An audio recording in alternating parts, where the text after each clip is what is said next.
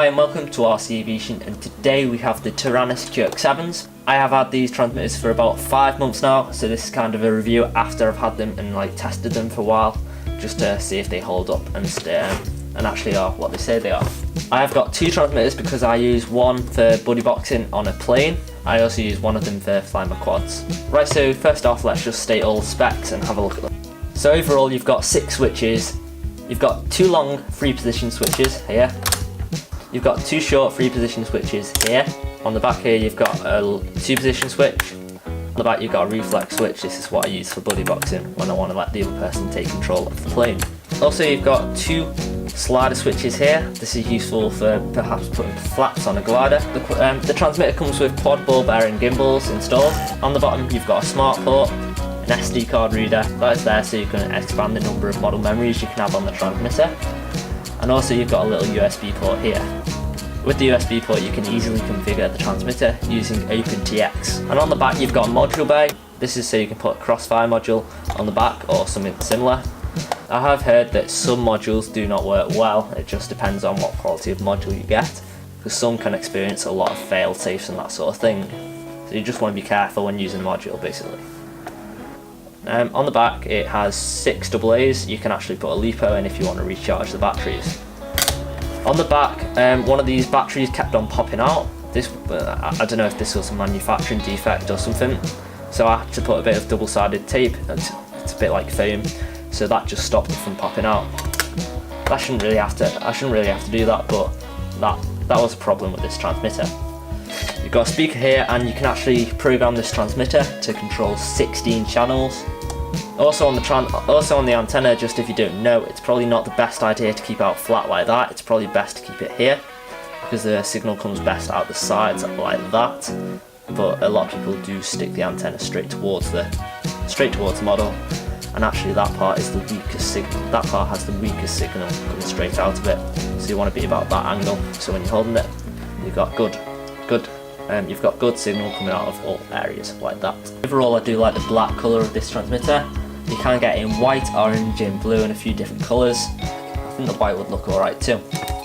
On the back you've got some nice little grips here. These have a rubber texture, so they're quite nice. I think this really does compete with its predecessor, the X9T, which is actually quite a lot more expensive. I don't know exactly, but I think it's about 220 or something like that. And obviously I'm a bit late to review this. It did come out a long time ago, but I did want to give a review of how it's been holding up, just in case you wanted to buy one. Right, so let's get into the menus and talk about that. So here's the home screen for the Taranis Qx7. On here you've got the battery voltage, and also you've got a little transmitter stick diagram so you can actually see the movements if you move the gimbals. And also you've got a bunch of 6 diagrams going here. They're actually telling you what your switches are doing, so you can see them move if you move the switches.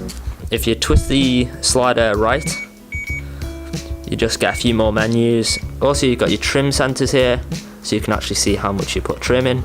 So if I move the right aileron trim to the right, you can see it trims out, and then you can move it back down like that, and your trim's back centered. On here you've basically got all your models. You can set up timers here, set the name, and also your important part here is the failsafe. I always set that to no pulses, so that means basically your quad or plane will just fall out the sky.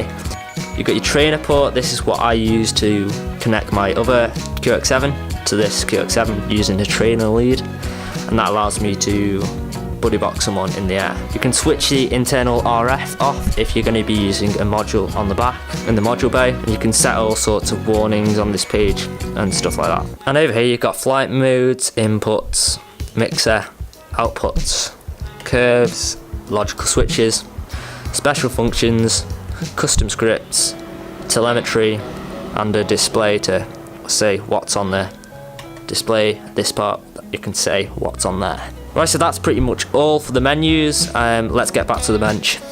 So that's pretty much it for the review.